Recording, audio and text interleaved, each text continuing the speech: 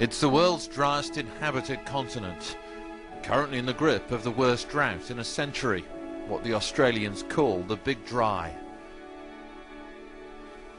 Government scientists have warned that deadly bushfires will become more frequent and more intense, and that large swathes of the shoreline will be uninhabitable by the end of the century, threatening a coast-hugging way of life. Yet climate change scepticism is a powerful and growing force in Australia, both intellectually fashionable and increasingly politically viable. Next, please. It's the height of the Sydney summer, and these are the kind of lines you'd normally see outside a cricket match. 800 people are packed into this ballroom, 250 have been turned away, and they've gathered for what feels like a revival meeting. They've come to hear the high priest of climate change scepticism, Lord Christopher Monckton. Ladies and gentlemen, good day, Australia. With aristocratic panache, the British Viscount delivers an Al Gore-style PowerPoint presentation in which he pillories Al Gore. And then, of course, the arch liar of them all, St. Albert Arnold Gore Blimey. And he says, I believe it is appropriate to have an over-representation of factual presentations on how dangerous it is. More recently, he's had a new target in his sights, the Intergovernmental Panel on Climate Change, the UN body which advises world leaders. He claims its estimates of how much the planet will heat up are hugely and falsely inflated. The UN is exaggerating the effect of CO2 on temperature 7.5 times over. Take that exaggeration away, and you take away the problem. No more climate problem, because it's entirely based on that central exaggeration. He ends his lecture with a stirring exhortation. Say enough is enough.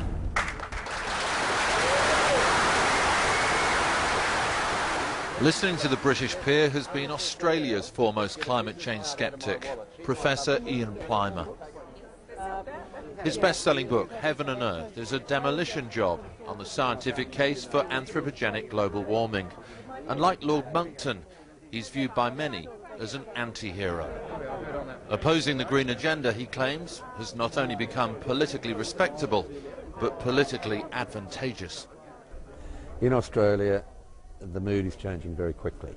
It was certainly political suicide a year ago to stand against that popular political decision.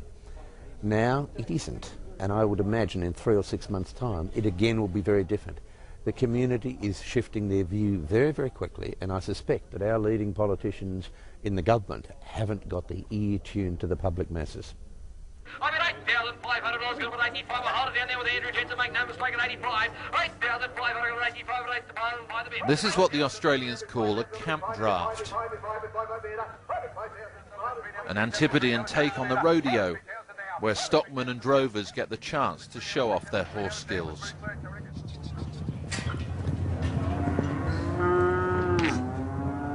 It's taking place in central Queensland, which, like other parts of rural Australia, is suffering the effects of the Big Dry, the once-in-a-century drought. But the bush and outback are also a stronghold of climate change scepticism. Many farmers believe the parched conditions are merely cyclic, rather than the result of global warming. Hey John, pleased to meet you, John. Yeah, pleased to meet you. Where's home for you, John? It's also the political turf of one of Australia's most outspoken climate change sceptics, Senator Barnaby Joyce of the rural-based National Party. Well, thank you very much, ladies and gentlemen. It's a great pleasure to be here in Roma this afternoon. He's a man on a mission, a fierce opponent of the Rudd government's plans for an emissions trading scheme, the ETS.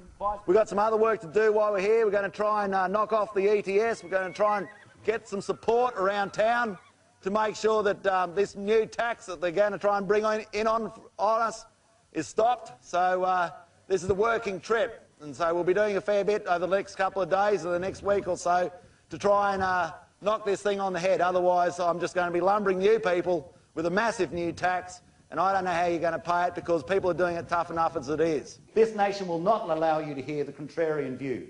And this is the work he's referring to, a town meeting attended mainly by farmers, where he sets out his case that it would be ridiculous and ruinous for Australia to take unilateral action on global warming.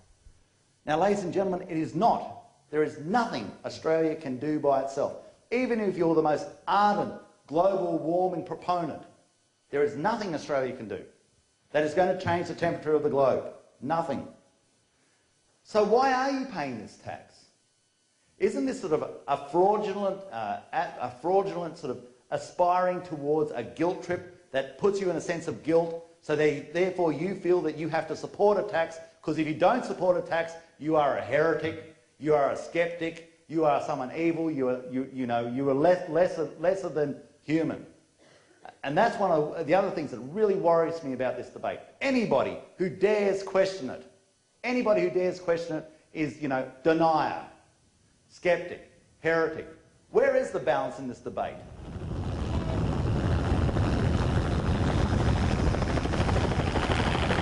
If Australia's initial prosperity was built on its farming sector, its post-war rise has been powered by its abundance of resources. The country is sometimes referred to as the quarry of the world, and the Saudi Arabia of coal its largest export. Critics have also called it a greenhouse ghetto because it has the highest emissions per capita of any developed nation. But at a time when the Rudd government has been fighting to enact its emissions trading scheme, it's also been battling to stave off recession, and the resources sector has helped make it the only major economy to do so. It strengthened the Sceptics' argument that the government's green agenda would damage the very thing which keeps Australia prosperous. You want an emissions trading scheme that is going to set a carbon price in the market in such a way that it is economically efficient and environmentally effective. The scheme that is proposed in Australia at the moment will not do that. Essentially what it will do is impose a massive tax on industry, the revenue of which will be distributed to households, principally in Australia, to compensate them for the very changes in behaviour that you're trying to effect, and all of that without a significant reduction in greenhouse gas emissions.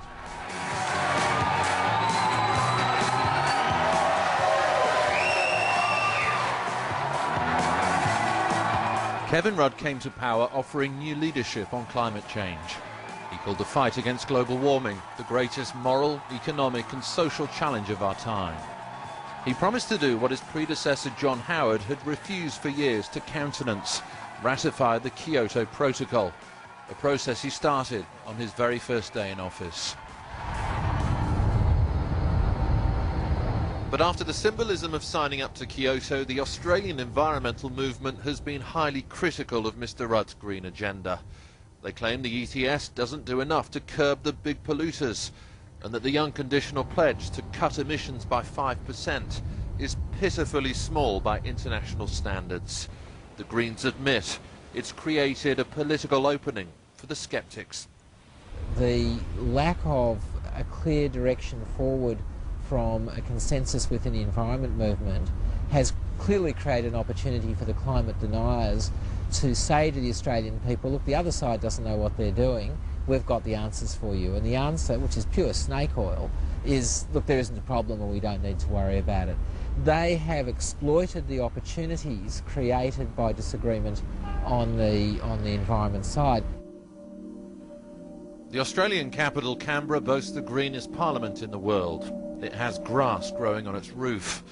But its upper house, the Senate, where the government does not command a majority, is nowhere near as environmentally friendly. It's already twice rejected the Rudd government's emissions trading scheme, its environmental centrepiece, the last time on the very eve of Copenhagen. The Senate's obstructionism has already handed the government the trigger to call a snap election, a climate change election. But would it be wise to pull it? The politics of global warming have changed since the last time the Rudd government tried to enact its emissions trading scheme. There's the failure at Copenhagen to produce a more comprehensive agreement. Massachusetts has made it much more difficult for the Obama administration to push its own green agenda. And then there's ClimateGate, the accusations that scientists have been massaging the data. Once considered a major selling point, have Kevin Rudd's environmental policies suddenly become a liability? The talk in Canberra is how the polls have suddenly shifted. Prior to Copenhagen, support for the ETS was steady at over 60%, but recently it's dived by 10%. The proportion of Australians who fear there's a risk of catastrophic climate change has also slipped to below 50%. Then there are those who are asking why Australia should press ahead with an ETS, a major structural reform of its economy, when the rest of the world hasn't yet signed up to binding cuts in emissions.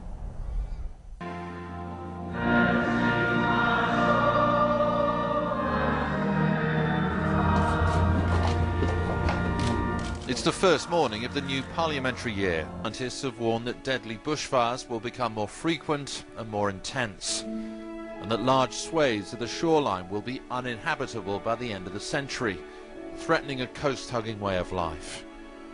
Yet climate change scepticism is a powerful and growing force in Australia, both intellectually fashionable and increasingly politically viable.